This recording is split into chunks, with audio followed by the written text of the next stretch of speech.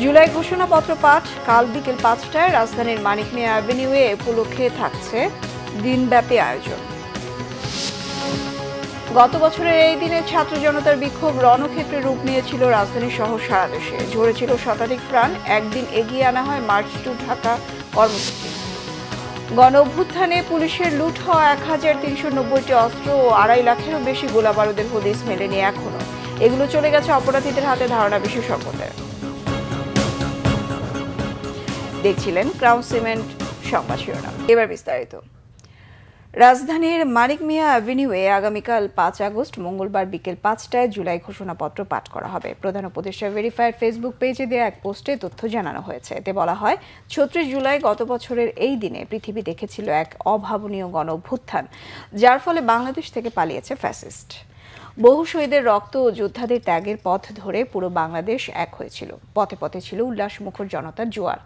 বাংলাদেশের বহু রাস্তায় আবেগ আপ্লুত মানুষ সৃষ্টিকর্তাকে ধন্যবাদ জানিয়েছিলেন। এক বছর পর আবারও ফিরে এসেছে 36 জুলাই। এদিনেই ঘোষিত হচ্ছে জাতির আকাঙ্ক্ষিত জুলাই ঘোষণাপত্র। এ উপলক্ষে সারাদিন ব্যাপী আয়োজন থাকছে মানিক মিয়া অ্যাভিনিউয়ে। অনুষ্ঠান শুরু হবে বেলা 11টায়। নানান অনুষ্ঠানের ধারাবাহিকতায় বিকেল 5টায় ঐতিহাসিক জুলাই ঘোষণাপত্র পাঠ করা হবে। অনুষ্ঠানের সবশেষ আয়োজন হিসেবে রাত 8টায় থাকছে আর্টসেলের গান। বিএনপি সহ গুরুত্বপূর্ণ রাজনৈতিক দলগুলোর মতামত নিয়ে জুলাই ঘোষণাপত্র চূড়ান্ত করেছে অন্তর্বর্তী সরকার। এই ঘোষণাপত্রে রাষ্ট্রীয় সাংবিধানিক স্বীকৃতির বিষয়ে গুরুত্বপূর্ণ দলগুলো রাজি হয়েছে। 2024 সালের 4 আগস্ট মার্চ টু ঢাকা কর্মসূচি একদিন এগিয়ে মঙ্গলবারের পরিবর্তে সোমবার 5 আগস্ট ঘোষণা করেছিলেন বৈষম্য বিরোধী ছাত্র আন্দোলনের সমন্বয়ক আসিফ মাহমুদ। আন্দোলনে এক দফার সঙ্গে একাত্মতা প্রকাশ করেছিল বিএনপি। সেদিন রাজধানী সহ সারা দেশ ছাত্র জনতার বিক্ষোভ রণক্ষেত্রে রূপ নিয়েছিল। সংঘর্ষে নিহত হয়েছিল শতাধিক। বিস্তারিত থাকছে জিয়া খানের রিপোর্টে। বৈষম্য বিরোধী ছাত্র আন্দোলনের ডাকে অসহযোগ কর্মসূচি বাস্তবায়নে 24 4 আগস্ট সকাল থেকে রাজধানীর চিত্র ছিল ভয়াবহ। শাহবাগে ধাওয়া পাল্টা ধাওয়া হয় ছাত্র জনতার সাথে। মোটরসাইকেল ও বাসে আগুন দেয়া হয়।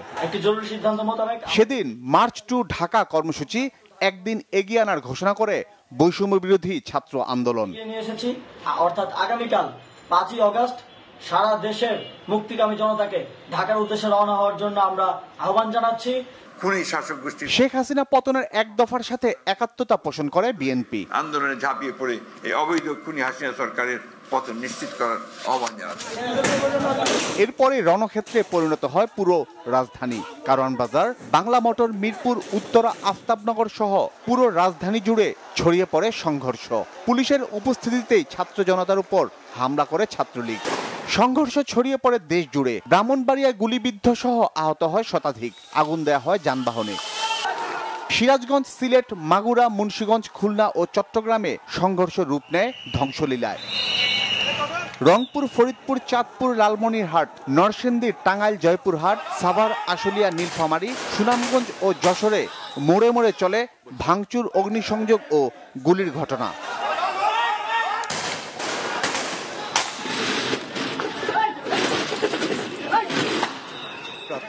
আন্দোলনকারী শিক্ষার্থীদের উপর সরাসরি গুলি না করার নির্দেশনা চেয়ে করা রিট খারিজ করে দেয় হাইকোর্ট।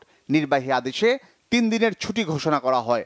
অন্যদিকে আন্তঃবাহিনী জনসংযোগ পরিদপ্তর আইএসপিআর সংবাদ বিজ্ঞপ্তিতে জানায়, দেশের চলমান সার্বিক আইনশৃঙ্খলা পরিস্থিতির আবারও অবনতি হওয়ায় অনির্দিষ্টকালের জন্য কারফিউ জারি করা হয়েছে। এদিকে জাতিসংঘের উদ্যোগে সম্পূর্ণ স্বাধীন একটি কমিশনের মাধ্যমে চলমান সহিংসতা ও প্রাণহানির তদন্ত দাবি করে ট্রান্সপারেন্সি ইন্টারন্যাশনাল বাংলাদেশ টিআইবি। আন্তর্জাতিকভাবে গ্রহণযোগ্য তদন্ত নিশ্চিতে জাতিসংঘের উদ্যোগে সম্পূর্ণ স্বাধীন। জিয়া খান, বাংলা ভিশন, ঢাকা। দৃষ্টান্তমূলক।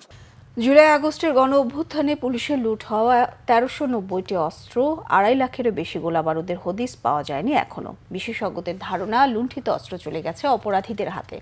অধ্যাপক ডক্টর সাজ্জাদ সিদ্দিকীর মতে, এতে নির্বাচনের পরিবেশ ঠিক রাখা চ্যালেঞ্জ হতে পারে আইনশৃঙ্খলা বাহিনীর জন্য। জিয়া খানের আরও একটি রিপোর্ট। গেল 5 আগস্ট ছাত্র জনতার অভ্যুত্থানে শেখ হাসিনা সরকারের পতন হয়। সে সময় ঢাকা সহ সারা দেশে 460টি থানায় হামলা হয়েছে। ভাঙচুর, লুটপাট ও আগুন দেয়া হয় 114টি থানা ফাঁড়িতে। ঢাকা মহানগরীতে হামলা হয় 13টি থানায়। পুলিশ সদর দপ্তর জানায়, সরকার পতনের পর বিভিন্ন থানা ফাঁড়িসহ পুলিশের নানা স্থাপনা থেকে ৫,৭৫৩টি আগ্নেয়াস্ত্র লুট হয়। গোলাবারুদ লুট হয় ৬,৫১,৮৩৭টি। তথ্য অনুযায়ী লুট হওয়া অস্ত্র ও গোলাবারুদের মধ্যে রয়েছে বিভিন্ন ধরনের rifle, SMG, LMG pistol, shotgun, gas gun, কাঁদানে গ্যাস লঞ্চার, সাউন্ড গ্রেনেড ও বিভিন্ন বোরের গুলি।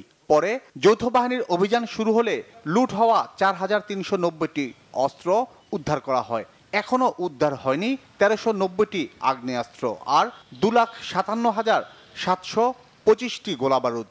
বিভিন্ন জায়গা থেকে পরিত্যক্ত অবস্থা উদ্ধার হয়েছে বা অনেক সময় কারো কাছে ব্যবহারের সময় পাওয়া গেছে। লুণ্ঠিত অস্ত্র উদ্ধারের ব্যর্থতা একা পুলিশের নয় বলে মনে করেন বিশেষজ্ঞরা। তো আপনি জানেন যে এখনো একটা বড় অংশ উদ্ধার করা যায়নি, কারণ পুলিশ তো এখন ফুল দমে পূর্ণ শক্তি নিয়ে কাজ করতে পারতেছে না। এক বছরে পুলিশের সত্য কথা ওইভাবে গুছিয়ে উঠতে পারেনি। দেশের বিরাজমান পরিবেশ পরিস্থিতির কারণে সবাই সে কি ভীত। এক বছর পুলিশকে কি আমরা আসলে কাজ করতে দিচ্ছি সঠিকভাবে, এটা একটা বড় প্রশ্ন। কিংবা পুলিশ কি প্রস্তুত আছে, তাদের মানসিকভাবে সেই দৃঢ়তা কি তাদের আছে? সেই দৃঢ়তা আনার জন্য জনগণের পক্ষ থেকে কিংবা রাষ্ট্রের পক্ষ থেকে, রাজনৈতিক দলগুলোর পক্ষ থেকে, নতুন যে রাজনৈতিক দলগুলো হয়েছে তাদের পক্ষ থেকেও কোনো ধরনের সহযোগিতা পুলিশকে দেওয়া হচ্ছে না। পুলিশকে আমরা অ্যাকাউন্টেবিলিটির মধ্যে রেখে যদি তাদেরকে আমরা সরাসরি দায়িত্ব দিতে পারতাম, তারপর যদি পুলিশ ব্যর্থ হতো তাহলে পুলিশকে আমরা দায় দিতে পারতাম। এই ক্ষেত্রে পুলিশের দায়ের চেয়ে আমার মনে হয় যে সরকারের দায়টা বেশি। লুণ্ঠিত অস্ত্র ও গোলাবারুদ ব্যবহারে জাতীয় নির্বাচন অপরাধীদের টার্গেট হতে পারে বলে আশঙ্কা তাদের। সামনে নির্বাচনের একটা আমেজ আবহ তৈরি হওয়া, এই প্রেক্ষিতে নির্বাচনকে ঘিরে কিংবা নির্বাচন পূর্ববর্তী এবং পরবর্তী সময়ে শান্তিহীনতার পরিমাণ এবং নিরাপত্তাহীনতার পরিমাণ বৃদ্ধি পেতে পারে এই ধরনের পরিস্থিতিতে। সবচেয়ে আগে দরকার হলো রাজনৈতিক প্রভাবমুক্তভাবে পুলিশকে দায়িত্ব পালন করতে হলে পুলিশের জন্য একটা পুলিশ কমিশন গঠন করা দরকার। আমরা ভেবেছিলাম এই সরকার এসে যে পুলিশ সংস্কার কমিশন করলো, কিন্তু আসলে তো তারা শুধু কয়েকটা ধারা পরিবর্তন ছাড়া আর তেমন উল্লেখযোগ্য কিছু করেনি। সেখানে শুধু একটা জিনিস বরং করা হয়েছে কীভাবে পুলিশের ক্ষমতা কাটাল করা যাবে। কিন্তু পুলিশকে যে স্বাধীনভাবে কাজ করতে দিতে হবে সততার সাথে, নিরপেক্ষতার সাথে, তার জন্য যে একটা স্বাধীন পুলিশ কমিশন দরকার, এ দাবি তাদের কাছে বহুবার করা হয়েছে, কিন্তু তারা করেনি। সে সময় গণভবনের দায়িত্বে থাকা এসএসএফ সদস্যদের বিভিন্ন ধরনের টেকটিক্যাল গিয়ার, অস্ত্র, গোলাবারুদ এবং জাতীয় সংসদ ভবনেও মজুদ থাকা অস্ত্র গোলাবারুদ লুট হয়েছিল। জিয়া খান, বাংলা ভিশন, ঢাকা।